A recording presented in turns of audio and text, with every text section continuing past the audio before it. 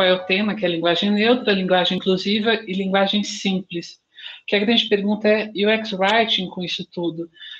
Qual é o foco disso daqui? Não é ser uma análise extensiva, um manual, nem nada.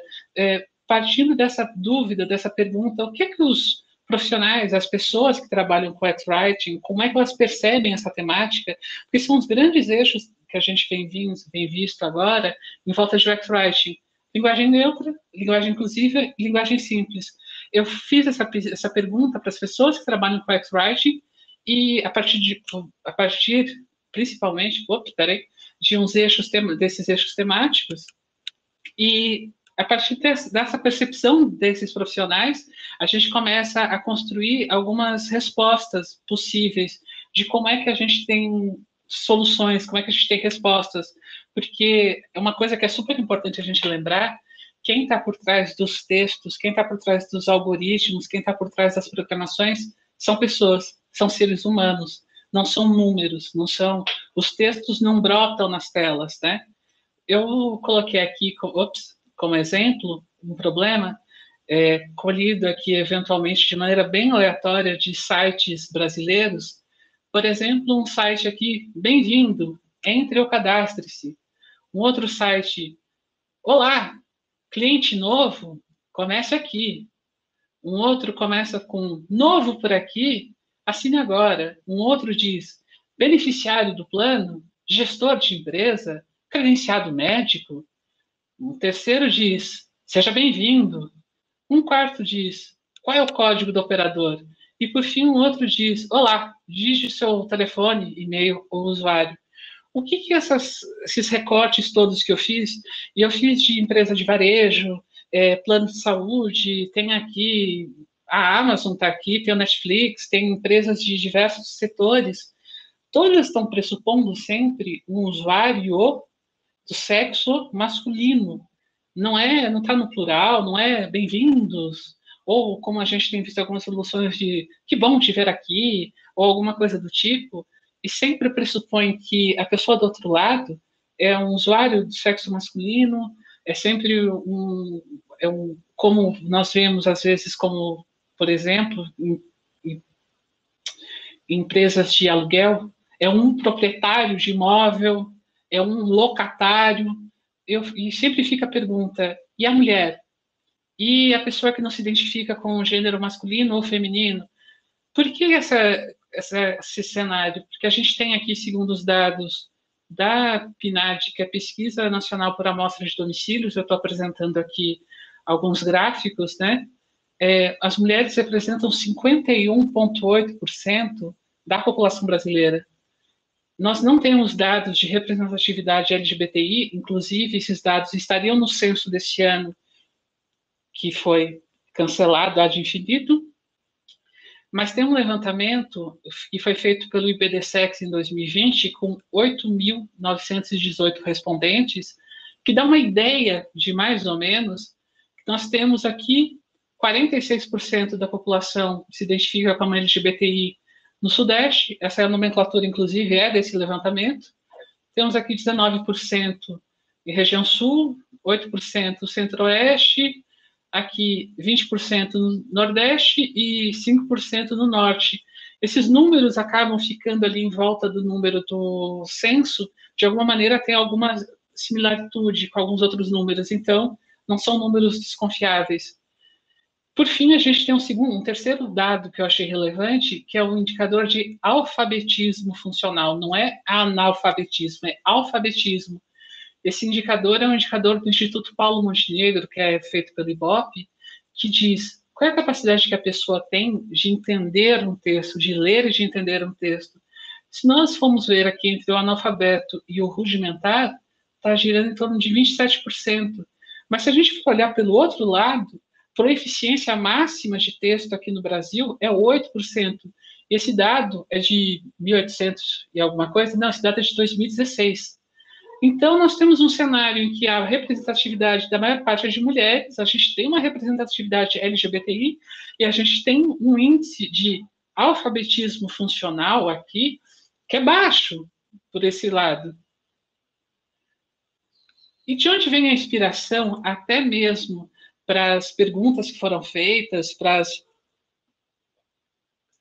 soluções que vêm sendo discutidas aqui, de linguagem neutra, de linguagem inclusiva? Nós temos o guia que o Carrefour, a área de design do Carrefour, o Banco Carrefour lançou agora. Nós temos em língua portuguesa o Manual Prático de Linguagem Inclusiva, editado pelo André Fischer. Nós temos aqui o guia TODES, que foi feito pelo até pessoal junto com a HBO. Temos aqui os manuais do Parlamento Europeu e da União Europeia, inclusive da Universidade do Porto, e do Estado do Rio Grande do Sul, que foi um dos pioneiros aqui. A CIT tem o seu manual interno aqui, inclusive, e nós temos diversas outras iniciativas, imagino que no mundo corporativo, que eu não consegui rastrear. E foi daqui, desses manuais, das suas indicações, que eu fui pegando os exemplos para vocês entenderem de onde é que foram vindo as indicações para pegar a percepção dos UX Writers, das pessoas UX Writers, para ver quais são as formas, para tentar pegar essa percepção. A linguagem neutra, que é definida no site Politize pela Regiane Falter, como uma proposta de criar um gênero neutro que não se encaixa na binariedade, que propõe se alterar uma estrutura gramatical da língua portuguesa. Aqui, só para fazer um mapa para vocês, estou apresentando um mapa mundi, a gente tem em português os dois gêneros, masculino e feminino na língua, tipo ele e ela. Aqui em alemão e latim, por exemplo, nós temos o masculino, o feminino e o neutro. Nas línguas banto, por exemplo, Swahili, nós temos de 10 a 22 gêneros registrados, que variam conforme número, que varia conforme gênero, que varia conforme classe. Enquanto isso, no finlandês, nós temos registrado 0, ou seja, não temos gênero registrado. Só para vocês terem uma ideia de como o tema é múltiplo aqui, conforme as línguas. A primeira pergunta que a gente faz, que foi feita para os profissionais de UX Writing, era perguntar se havia uma regra de construção na voz da instituição, marca, produto ou serviço. O que é a voz? É aquela voz oficial, o tom oficial que a marca assume, da comunicação oficial. A maior parte diz que não. Quando a maior parte diz que não, você deduz que, a partir dali, eles não têm um manual, não têm um guia, não têm uma regra, não têm como aplicar essa voz. Aí, nesse segundo momento, eu pergunto, como é que, uma escala de 1 a 5, na percepção desses usuários, desses que são os usuários, né, os UX Writers, como é que eles enxergam os princípios de linguagem neutra? Se usando X, que é a questão dos bem-vindos, que eu estou pronunciando, mas com X, usando um arroba, com olá a todos, olá a todas, ou usando E, com chegar atrasados ou chegar atrasades. Porque essa acaba sendo uma forma que tem, inclusive, um manifesto, que é o manifesto ILES, que propõe, inclusive, essa forma, como pronome ILES, que retoma uma forma verbal neutra do latim. Pois bem, ou as outras opções. Para a maior parte desses profissionais, inclusive, nenhuma dessas formas aqui dá conta de representar uma linguagem neutra real e oficial aqui nessa construção. Quase a maior parte entende que, vocês vejam, pontua como 1, a maior parte entende que isso daqui não dá conta e que a melhor solução ainda não existe aqui. E, para a maior parte deles aqui, inclusive, ou melhor, menos de 50% aqui nessa escala, afirma que esses conceitos de linguagem neutra representam uma escala de 1 a 5, aqui com uma média de 3 a 93, né? Eles adotam esse conceito de linguagem neutra dentro da construção do trabalho. Aqui o que me diz o quê? Independente de política oficial, independente de manual, independente de diretriz de marca, esse profissional, essa pessoa, ela toma alguns princípios aqui, ela vai usar aquela forma neutra, ela vai usar X, vai usar arroba, vai usar um E, vai usar alguma outra forma. Aqui vocês veem como tem grande parte fica no meio termo aqui. Disso se conclui, eu fiz algumas conclusões, que para 63% dos profissionais não é uma realidade distante, que o arroba, de longe, é uma realidade longe do ideal. E que o tema está no radar de alguma forma, só que não existe uma forma perfeita para 78%. Porque quanto mais pessoas, mais profissionais entendem que as formas que são prescritas nesses manuais não dão conta da experiência, não dão conta de se tornar um gênero neutro, principalmente essa forma ili, essa forma x, essa forma arroba, significa o quê? Que ainda não há uma maturidade dessa discussão para esses profissionais, que são os profissionais e as pessoas profissionais, na verdade, que respondem pelo tema. O segundo ponto, quando a gente avança, é para a linguagem inclusiva. Qual é a diferença entre linguagem neutra e linguagem inclusiva? Qual é a diferença? Porque gera uma dúvida, porque as pessoas acham que a linguagem neutra e a linguagem inclusiva é a mesma coisa. Só que a linguagem inclusiva, na definição da Secretaria-Geral da União Europeia, é uma linguagem que evita os estereótipos e as referências dos indivíduos, dos sujeitos, e reconhece as qualidades positivas de todas as pessoas. Aqui, a gente cai muito nessa questão do... Eu saio aqui do masculino e caio para as formas que são mais inclusivas, o masculino e feminino, as formas mais genéricas. E quando eu pergunto para os profissionais se o uso de linguagem inclusiva é institucionalizado, de fato, a maior parte diz que não. Percebam que, de novo, nós não temos uma institucionalização. Guardem esse número aqui. 52% dizem que não é institucionalizado. Mas de que forma que esse uso pode ser institucionalizado? Pelo tom de voz, porque eu posso ter lá o usuário, como estavam lá, insira o usuário, eu posso colocar um tom de voz mais conversacional, dizendo você determina a entrega, não preciso dizer o gênero. Eu posso usar pessoas, vocês vão ver muito pessoas. Eu vi uma vaga hoje dizendo pessoa advogada trabalhista. Eu posso usar instituições, por exemplo, em vez de falar como fale com o seu gerente de relacionamento, eu posso usar fale com a sua gerência. Eu posso usar o sujeito indeterminado, com C. Aqui, por exemplo, eu posso alterar a sintaxe da frase, por exemplo, em vez de falar o homem acreditava, eu posso colocar acreditava ser que a Terra era plana. Eu não preciso usar o homem aqui nesse caso. Eu vou usar substantivos comuns de dois gêneros para criar essa linguagem inclusiva. Os dentistas atendem aos sábados, eu posso usar dentistas de maneira mais genérica, de maneira mais ampla. Em vez de usar artigos definidos, por exemplo, o Fabrício foi chamado, opa, eu posso usar Fabrício foi chamado. Até, isso é bem interessante, teve um evento recente da comunidade de UX Writing, que foi o UX Writing com sotaque nordestino, que é um padrão de escrita do Nordeste, que é isso, assim, é pagamento de... Ai, super importante mesmo. Deixar no chat perguntas aqui, eu tinha até esquecido disso. Então, é o apagamento dessa desinência de artigo definido. Você não vê o filho do fulano, ou você vai, por exemplo, comer o acarajé de Cira, tem um D, não é? Você não tem o do ou da, né? No Nordeste. E a ordem sintática mesmo mudando, por exemplo, aqui no exemplo que a gente tem é os caiçaras comem muito peixe. Você muda a ordem sintática para no litoral come-se muito peixe, de uma maneira mais ampla.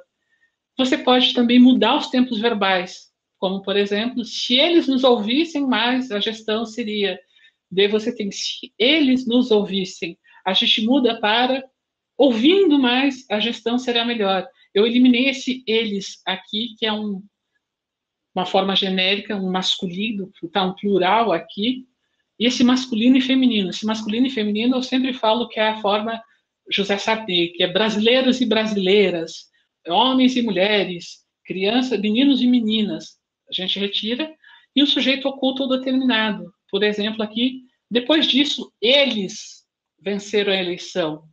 Eu só coloquei depois disso venceram a eleição. Quem venceram a eleição? Venceram a eleição. São essas as proposições que os manuais têm trazido muito. Aqui percebam que são bem mais amplas do que as proposições relacionadas à linguagem neutra. Ok? Então, aqui vocês percebam como aumenta essa pulverização entre a percepção, mas quase que majoritariamente, nós caminhamos para uma percepção relacionada a tom de voz, a personalização, a ideia de você falar pessoa, e essa tem sido sempre a grande solução que os profissionais de UX Writing têm usado, as pessoas, vocês vão ver, a pessoa que, quem faz, tem usado muito isso daqui, o sujeito oculto, o substantivo de dois gêneros, de você começar a usar, por exemplo, aqui os dentistas, essa coisa, como foi o caso que eu dou exemplo, eliminando aqui os artigos definidos, e eu vou voltar aqui um pouco, esse gráfico logo adiante, e cada vez menos, isso daqui tem o masculino e o feminino, então, aqui a questão do masculino e do feminino, vocês veem como isso daqui é uma questão que fica mais dividida na percepção, tanto entre quem acha menos adequado, quanto quem acha mais adequado. E os tempos verbais é uma solução, e tanto com a ordem sintática, quando você começa a mexer aqui com a questão mais gramatical, você começa a ter uma diminuição disso daqui. E quando a gente começa a falar aqui também um pouco de influência, você começa a aumentar aqui. Só um minuto. Quando você começa a perceber que aqui, por sua vez, independente de política, o que eu tenho chamado de política de voz oficial da marca, de produto ou de serviço, começa a aumentar a aderência e diminui a resistência ao uso dos princípios de voz, de linguagem inclusiva aqui. E é essa conclusão que eu chego aqui, né? Porque a maior parte, a forma mais consensual, porque eu digo que é mais equilibrada entre prós e contras, acabou sendo esse brasileiros e brasileiras aqui que eu chamei, né, do masculino e feminino, e diminui a distância entre os que contam e os que não contam. Acaba tendo um equilíbrio aqui, e foi uma unanimidade a questão do tom de voz mais conversacional, a questão também do uso de marcadores de sujeito determinado, e a questão de pessoa aqui, né? Eu achei interessante só dar uma... E passar, por fim, para a questão da linguagem simples aqui, para a gente começar a encaminhar já para a conclusão, que é a linguagem simples como terceiro elemento de conceito aqui que nós começamos a ver para o UX, enquadra em que? Na necessidade de você comunicar, de você criar narrativa, mais do que narrativa, de você criar uma comunicação eficiente, de você entender a função da pessoa UX-Writer como designer de conteúdo, de você ter que criar narrativas, de você ter que criar arcos ali de jornadas que comuniquem de maneira eficiente. Inclusive, uma daquelas heurísticas de conteúdo que a Cris acaba sempre mostrando é sempre você pensar que você tem que lembrar que você tem que comunicar com uma pessoa de sexta série, que seja uma criança de sexta série, que você tem que sempre lembrar que você tem que comunicar, se fazer entendido aqui. Então, no conceito da Elisa Fischer, que é uma grande referência aqui no Brasil, a linguagem simples é você ser capaz de tornar tudo mais fácil de ler e defende o direito de entender, na verdade, né? Acaba sendo quase um direito civil, na verdade, a linguagem simples. Basicamente, quando a gente fala em linguagem simples, a gente sempre começa a pensar muito em burocracia, em documento público, essas coisas todas. Mas a linguagem simples está vindo muito forte, como a gente observa aqui, inclusive no dia a dia de pessoas que trabalham com writing. Porque percebam como aumenta a adesão de linguagem neutra para linguagem simples. Todo mundo percebe assim, nossa, eu preciso comunicar de maneira simples. Putz, aumenta muito aqui. Já estamos falando de 59%. Aqui, quando a gente fala em de que maneira aplicar a linguagem simples, de fato, de longe, a primeira coisa é, eu preciso falar com palavras conhecidas, que é um dos pilares aqui, um dos princípios. De que segunda maneira, eu preciso falar sem jargões. E o que é falar sem jargões? É sem depender de termos técnicos, aquele juridiquês, ou é de usar de termos como, por exemplo, o nosso evento aqui, ficar falando de Scrum, de dailies, de coisas assim que são relacionadas ao universo técnico de desenvolvimento, essas coisas todas. Terceiro pilar, sem estrangeirismos aqui, porque eu não posso, vou dar um exemplo agora, acompanhando um teste de usabilidade, o usuário leu layout, o usuário não conseguia pronunciar layout. E eu pergunto, o usuário entendia o que significa layout? Porque ele não conseguia pronunciar a palavra layout. Para nós era claro que era layout, mesmo tendo em português a palavra layout com L-E-I, por exemplo. Por fim, a linguagem simplificada aparece para a maioria como um caminho feito a partir de textos curtos e diretos. E com os dois últimos itens aqui das propostas, com os verbos de ação direta. O que são os verbos de ação direta? Até tinha colocado como exemplo aqui, em vez de você compartilhe, você diz exatamente o que a pessoa precisa fazer. Você coloca o verbo ali para compartilhar mesmo, de fato, em vez de compartilhe. E a voz ativa e a ordem direta. Eu achei curioso, confesso para vocês, que eu esperava que a voz ativa fosse ter uma adesão maior entre as pessoas. Achei curioso, confesso. Aqui, vejam a diferença de adesão. Assim, imensa. Independente de qualquer orientação oficial, independente de qualquer orientação, independente de qualquer coisa. A gente chega aqui e tem ali, olha, quase ninguém é refratário a qualquer conceito de linguagem simples. A maior parte vem aqui e diz assim, putz, quase 80% dizendo a linguagem simples faz parte do cotidiano. Quando esse profissional de UX Writing senta para produzir, ele entende a necessidade desses conceitos. Ele internaliza esses conceitos, porque o ponto zero de partida do trabalho desse profissional de UX Writing é o quê? A linguagem simples.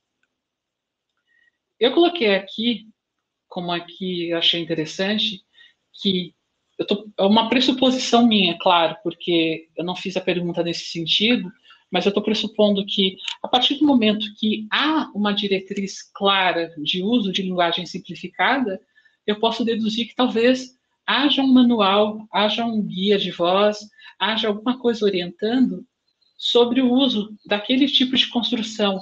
Logo, se há um tipo de construção determinada, eu posso entender que há, então, nos design systems da vida por aí afora, uma predominância maior de linguagem simples, de linguagem simplificada. E aqui percebam, como a grande maioria, considerando entre jargões, estrangeirismos e tudo mais, consideram que o ponto de partida é palavra conhecida.